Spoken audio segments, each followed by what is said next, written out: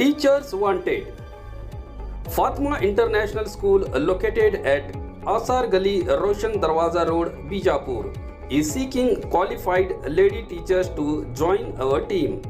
Requirements: English medium school background, fluent English speaking and writing skills, any degree with a strong academic record, good teaching experience, ability to fulfill the dreams of our students. Location: Fatima International School.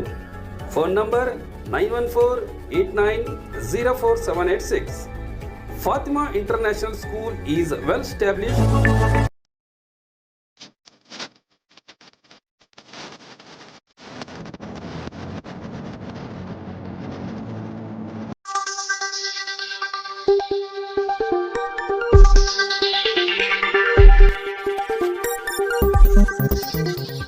स्वागत है आपका yes news Karnataka express में। मैं आपके साथ सुफियान।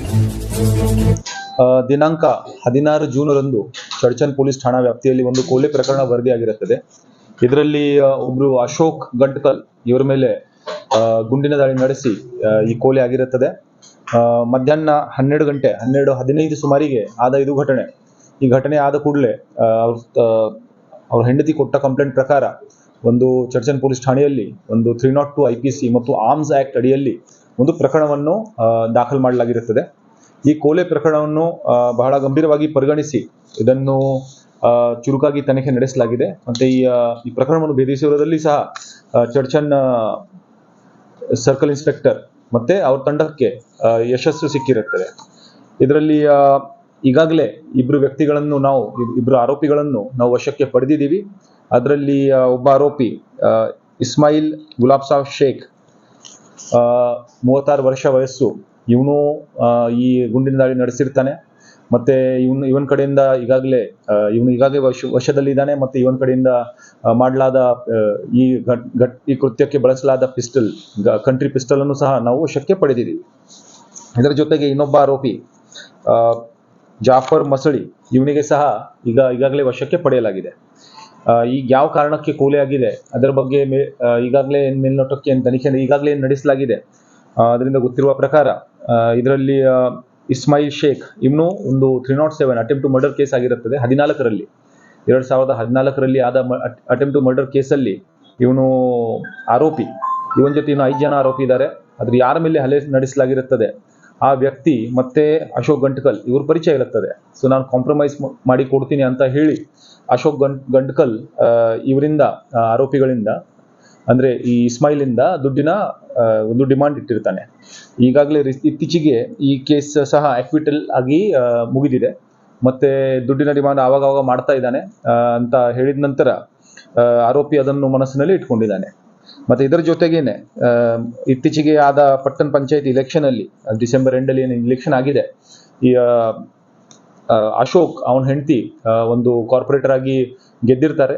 ಅವ್ರ ಹೆಂಡತಿ ಎದುರುಗಡೆ ಯಾರು ನಿಂತಿರ್ತಾರೆ ಕ್ಯಾಂಡಿಡೇಟ್, ಈ ಕ್ಯಾಂಡಿಡೇಟ್ ಪರವಾಗಿ ಮಶಾಬಿ ಮಸಳಿ ಇವರು ನಿಂತಿರ್ತಾರೆ. ಈ ಕ್ಯಾಂಡಿಡೇಟ್ ಪರವಾಗಿ ಇಸ್ಮಾಯಿಲ್ ಪ್ರಚಾರ ಮಾಡಿರ್ತಾನೆ. ಮತ್ತೆ ಆ ಕ್ಯಾಂಡಿಡೇಟ್ಗೆ ಸಹ ಬೆದರಿಕೆ ಹಾಕಿದ್ದಾನೆ ಅಂತ ಮನಸ್ಸಿನಲ್ಲಿ ಇಟ್ಕೊಂಡು ಆ ಕ್ಯಾಂಡಿಡೇಟ್ ಮಗ ಜಾಫರ್ ಮಸಳಿ ಇವನು ಸಹ ದ್ವೇಷವನ್ನು ಮನಸ್ಸಿನಲ್ಲಿ ಇಟ್ಕೊಂಡು ಈ ಕೊಲೆ ಒಂದು ಪ್ಲಾನ್ ಮಾಡಿರುವುದು ಇಲ್ಲಿವರೆಗೆ ತನಿಖೆಯಿಂದ ಕಂಡು ಬಂದಿದೆ. ಈಗಾಗಲೇ ಪಿಸ್ಟಲ್ ಎಲ್ಲಿಂದ ಬಂದಿದೆ, ಯಾವ ಕಡೆಯಿಂದ ತರಲಾಗಿದೆ ಅದರ ಬಗ್ಗೆ ಇನ್ನೂ ಹೆಚ್ಚಿನ ತನಿಖೆ ನಡೆಸಬೇಕಾಗಿದೆ. ಇಲ್ಲಿವರೆಗೆ ಏನೋ ತನಿಖೆ ನಡೆದಿದೆ ಅದರ ಬಗ್ಗೆ ನಿಖರವಾದಿ ಇನ್ನೂ ಹೇಳಲಿಕ್ಕೆ ಆಗಲ್ಲ. ಅದು ಎಲ್ಲಿ ಪ್ರೊಕ್ಯೂರ್ ಆಗಿದೆ, ಎಲ್ಲಿಂದ ತರಲಾಗಿದೆ ಅದರ ಬಗ್ಗೆ ಇನ್ನೂ ತನಿಖೆ ನಡೆಸಬೇಕಾಗಿದೆ. ಮತ್ತೆ ಇನ್ನು ಈ ಕೇಸಲ್ಲಿ ಎಲ್ಲ ಆಯಾಮಗಳಿಂದ ನಾವು ತನಿಖೆ ನಡೆಸ್ತಾ ಇದ್ದೀವಿ. ಇನ್ನೂ ಜಾಸ್ತಿ ಯಾವುದು ಇನ್ವಾಲ್ವ್ಮೆಂಟ್ ಇದೆಯಾ, ಬೇರೆ ಯಾವುದು ಮೋಟಿವ್ ಇದೆಯಾ ಅದನ್ನು ಸಹ ಅದರ ಬಗ್ಗೆ ಸಹ ತನಿಖೆ ನಡೆಸಲಾಗ್ತಾ ಇದೆ. ಸೊ ಈಗಾಗಲೇ ಹೇಳಿದ ಪ್ರಕಾರ ಇಬ್ಬರು ಆರೋಪಿಗಳನ್ನು ನಾವು ಈಗಾಗಲೇ ವಶದಲ್ಲಿ ಪಡೆದಿದ್ದೀವಿ. ಅವ್ರದ್ದು ವಿಚಾರಣೆ ನಡೆಸಲಾಗ್ತಾ ಇದೆ. ಇನ್ನು ಒಬ್ಬ ಅದರಲ್ಲಿ ಇಸ್ಮಾಯಿಲ್ ಗುಲಾಬ್ ಸಾಬ್ ಶೇಖ್ ಮತ್ತೆ ಇನ್ನೊಬ್ಬ ಜಾಫರ್ ಮಸಳಿ ಇಬ್ಬರನ್ನು ನಾವು ವಶಕ್ಕೆ ಪಡೆದಿದ್ದೀವಿ. ಅವರಿಂದ ಕೃತ್ಯಕ್ಕೆ ಬಳಸಲಾದ ಪಿಸ್ಟಲ್ ಅನ್ನು ಸಹ ಈಗಾಗಲೇ ವಶಕ್ಕೆ ಪಡೆಯಲಾಗಿದೆ. ಮತ್ತೆ ಮುಂದಿನ ತನಿಖೆ ನಡೆಸಲಾಗ್ತಾ ಇದೆ. ಅಶೋಕ್ ಇವನು ರೌಡಿ ಶೀಟರ್, ನಮ್ಮ ಚರ್ಚನ್ ಪೊಲೀಸ್ ಠಾಣೆಯಲ್ಲಿ ಒಬ್ಬ ರೌಡಿ ಶೀಟರ್. ಅದರಲ್ಲಿ 2 ಮರ್ಡರ್ ಕೇಸಲ್ಲಿ, ಕೊಲೆ ಪ್ರಕರಣಗಳಲ್ಲಿ ಒಂದು ಹೆಸರು ಬಂದಿರುತ್ತೆ. ಅಕ್ಯೂಸ್ಡ್ ಇದ್ದಾನೆ. 2000ರಲ್ಲಿ ಒಬ್ಬ ಹಜರತ್ ಸಾಬ್ ಬಾಲಿಕರ್ ಇವ್ರದ್ದು ಮರ್ಡರ್ ಆಗಿರುತ್ತದೆ. ಅದರಲ್ಲಿ ಇವನು ಅಕ್ಯೂಸ್ಡ್. ಈ ಪ್ರಕರಣ ಅಕ್ವಿಟಲ್ ಅಲ್ಲಿ ಖುಲಾಸೆಗೊಂಡಿರುತ್ತದೆ. ಮತ್ತೆ 2010ರಲ್ಲಿ ಇನ್ನೊಂದು ಮಲ್ಲಪ್ಪ ನಂದೂರ್ ಅನ್ನೋರಿಗೆ ಇವನು ಕೋಲೆ ಮಾಡಿರ್ತಾನೆ. ಇದರಲ್ಲಿ ಒಂದು ಕನ್ವಿಕ್ಷನ್ ಆಗಿದೆ. ಸದ್ಯಕ್ಕೆ ಇವನು ಜೈಲಲ್ಲಿ ಇತ್ತೀಚೆಗೆ 2020 ಅದರಲ್ಲಿ ಹೊರಗಡೆ ಬಂದಿರ್ತಾನೆ. ಮತ್ತೆ ಇವನು ನಮ್ಮಲ್ಲಿ ರೌಡಿ ಶೀಟರ್ ಇದ್ದಾನೆ. ಅಂಡ್ ಅದೇ ವಿಚಾರದಲ್ಲಿ ಇವನ್ಗೆ ಬೇರೆಯವರಿಗೆ ಸ್ವಲ್ಪ ಬೆದರಿಕೆ ಹಾಕುವಂತ ಒಂದು ಸಂದರ್ಭ ಸಹ ಬಂದಿರುತ್ತದೆ. ಯಾವ ರೀತಿ ದಾಳಿ ನೋಡಿ, ಇದು ಕೋಆರ್ಡಿನೇಷನ್ ಮಾಡಿ, ಇದು ಇಬ್ರು ಆರೋಪಿಗಳು ಕೋಆರ್ಡಿನೇಷನ್ ಅಲ್ಲಿ ಕೆಲಸ ಮಾಡಿದ್ದಾರೆ. ಇದರಲ್ಲಿ ಜಾಫರ್ ಮಸಳಿ ಇವನು ಆ ದಿವಸ ಆ ಪೇಟೆಯಲ್ಲಿ ನಿಂತು, ಚರ್ಚನ್ ಟೌನ್ ಅಲ್ಲಿ ನಿಂತು ಈ ಒಂದು ಮೂವ್ಮೆಂಟ್ ಬಗ್ಗೆ, ಎಲ್ಲಿ ಮೂವ್ ಆಗ್ತಾನೆ, ಎಲ್ಲಿ ಹೋಗ್ತಾನೆ ವಿಕ್ಟಿಮ್, ಅದರ ಬಗ್ಗೆ ಮಾಹಿತಿ ಕೊಟ್ಟಿರ್ತಾನೆ.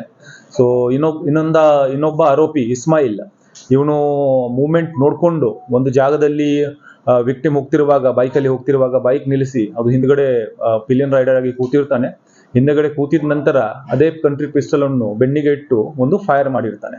ಇದರಲ್ಲಿ ಫೈರ್ ಆದ ಕಾರ್ಟ್ರಿಜ್ ಅಥವಾ ಯಾವ ಜಾಗದಲ್ಲಿ ಫೈರ್ ಆಗಿದೆ ಅಲ್ಲಿಂದ ಸಹ ನಾವು ಒಂದು ಕಾರ್ಟ್ರಿಜ್ ಅನ್ನು ನಾವು ರಿಕವರ್ ಮಾಡಿದ್ದೀವಿ. ಮತ್ತೆ ಆ ಪಿಸ್ಟಲ್ ಅಲ್ಲಿ ಸಹ 3 ಜೀವಂತ ಗುಂಡುಗಳು ಸಿಕ್ಕಿದ್ದಾವೆ. ಆರೋಪಿ ಜೊತೆಯಲ್ಲಿ ಇದ್ದ, ಹಿಂದೆ ಪಿಲಿಯನ್ ರೈಡರ್ ಹಿಂದೆ ಕೂತಿದ್ದ. ಹೌದು, ಅದೇ ಕೈ ತೋರಿಸಿ ಅವನ ಗಾಡಿಯಲ್ಲಿ ಕೂತಿರ್ತಾನೆ. ಮತ್ತೆ ಅದು ಹಿಂದೆ ಕೂತಿರುವಾಗಲೇ ಇವನು ಪಿಸ್ಟಲ್ ಇಂದ ಫೈರ್ ಮಾಡಿರ್ತಾನೆ.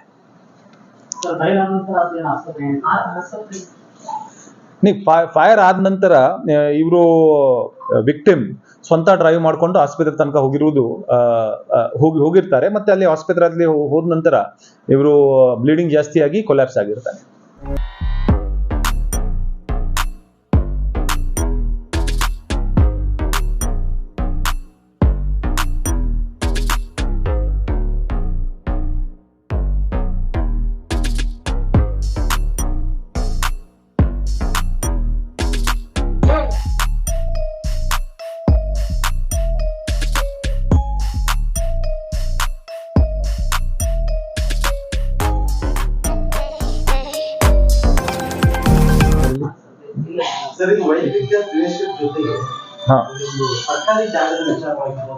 ನಾನು ಈಗಾಗಲೇ ಹೇಳಿದ ಹಾಗೆ ಇಲ್ಲಿವರೆಗೂ ನೋಡಿ, ಈಗ 16ಕ್ಕೆ ಘಟನೆ ನಡೆದಿದೆ. ನಾವು ಇಮಿಡಿಯೇಟ್ ಆಗಿ ಚುರುಕಾಗಿ ತನಿಖೆ ನಡೆಸಿ ಇದರಲ್ಲಿ ನಾವು ಇಬ್ಬರನ್ನು ಈಗಾಗಲೇ ವಶಕ್ಕೆ ಪಡೆದಿದ್ದೀವಿ.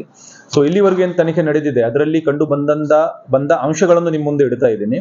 ಸೊ ಒಂದು ಆಂಗಲ್ ಅಂದ್ರೆ ಒಂದು 307 ಕೇಸಲ್ಲಿ ಇಸ್ಮಾಯಿಲ್ ಶೇಖ್ ಇವನು 307 ಕೇಸಲ್ಲಿ 2014 ಆದಾಗ ಕೇಸ್. ಆ ಕೇಸಲ್ಲಿ ಆರೋಪಿ, ಅವನ ಜೊತೆ ಇನ್ನು ಕೆಲವು ಆರೋಪಿ ಇದ್ದಾರೆ. ಸೊ ಈ ಕೇಸಲ್ಲಿ ನಾನು ಕಾಂಪ್ರಮೈಸ್ ಮಾಡ್ತೀನಿ, ನಿಮ್ಮಲ್ಲಿ ಅಕ್ವಿಟಲ್ ಆಗತ್ತೆ ಅಂತ ಹೇಳಿ ಇವನು ದುಡ್ಡಿನ ಡಿಮಾಂಡ್ ಮಾಡಿರ್ತಾರೆ. ಯಾರು? ವಿಕ್ಟಿಮ್ ಅಶೋಕ್. ಮತ್ತೆ ಸೆಕೆಂಡ್ ಆಂಗಲ್ ಅಂದ್ರೆ ಇತ್ತೀಚಿನ ಪಟ್ಟಣ ಪಂಚಾಯತ್ ಇಲೆಕ್ಷನ್ ಅಲ್ಲಿ ಅವನ ಎದುರುಗಡೆ ಯಾರು ಕ್ಯಾಂಡಿಡೇಟ್ ಇದ್ದಾರೆ ಆ ಕ್ಯಾಂಡಿಡೇಟ್ಗೆ ಸಹ ಬೆದರಿಕೆ ಹಾಕಿರ್ಬೋದು. ಸೊ ಕ್ಯಾಂಡಿಡೇಟ್ ಮಗ ಜಾಫರ್ ಇದನ್ನು ಮನಸ್ಸಿನಲ್ಲಿ ಇಟ್ಕೊಂಡಿರ್ತಾನೆ. ಮತ್ತೆ ಎರಡು ವಿಷಯ ಸ್ವಲ್ಪ ಇದು ಕ್ಲಬ್ ಆಗಿ ಇಬ್ರು ಇನ್ವಾಲ್ವ್ ಆಗಿ ಘಟನೆ ಈ ಮರ್ಡರ್ ಅನ್ನು ಮಾಡಿರ್ತಾರೆ.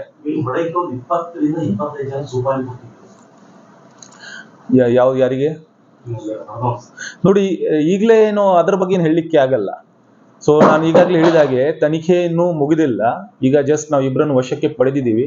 ಇನ್ನು ಹೆಚ್ಚಿನ ಅದರಲ್ಲಿ ಇಂಟ್ರಾಗೇಷನ್ ಆಗಲಿ, ಮುಂದೆ ಏನೋ ಗೊತ್ತಾಗುತ್ತೆ. ನಾವು ಎಲ್ಲ ತನಿಖೆ ಮಾಡಬೇಕಾಗತ್ತೆ. ಇನ್ನು ವೆಪನ್ ಎಲ್ಲಿಂದ ಬಂತು ಅದು ಸಹ ನಾವು ಟ್ರೈಲ್ ಎಸ್ಟಾಬ್ಲಿಷ್ ಮಾಡಬೇಕಾಗತ್ತೆ. ಅದೊಂದು ಇದೆ. ಮತ್ತೆ ಬೇರೆ ಯಾರ್ದು ಏನು ಪಾತ್ರ ಇದೆ ಅದರಲ್ಲಿ, ಅದರ ಬಗ್ಗೆ ಸಹ ನಾವು ಕೂಲಂಕುಷವಾಗಿ ತನಿಖೆ ನಡೆಸ್ತೀವಿ. ಈಗಾಗಲೇ ಇಬ್ರು ಜನ ಇದ್ದಾರೆ, ವಶಕ್ಕೆ ಪಡೆದಿದ್ದೀವಿ. ಜಾಫರ್ ಏನು ಸ್ಪರ್ಧೆ ಮಾಡಿದ ಅವ್ರ ತಾಯಿ ಮಶಾಬಿ ಮಸಳಿ, ವೈಫ್ ಆಫ್ ಲಾಲ್ ಸಾಬ್. ಹೌದು, ಅವರ ಎದುರುಗಡೆ ಕ್ಯಾಂಡಿಡೇಟ್ ಅಶೋಕ್ ವೈಫ್ ಇದರಲ್ಲಿ ಕ್ಯಾಂಡಿಡೇಟ್ ಆಗಿ ನಿಂತಿರ್ತಾರೆ. ಸೊ ಅದು ಎದುರುಗಡೆ ಯಾರು ಕ್ಯಾಂಡಿಡೇಟ್ ಕಂಪೀಟ್ ಮಾಡ್ತಾರೆ, ಸ್ಪರ್ಧೆ ಮಾಡ್ತಾ ಇದ್ದಾರೆ, ಅವರಿಗೆ ಅವರು ಧಮಕಿ ಹಾಕಿರ್ತಾರೆ.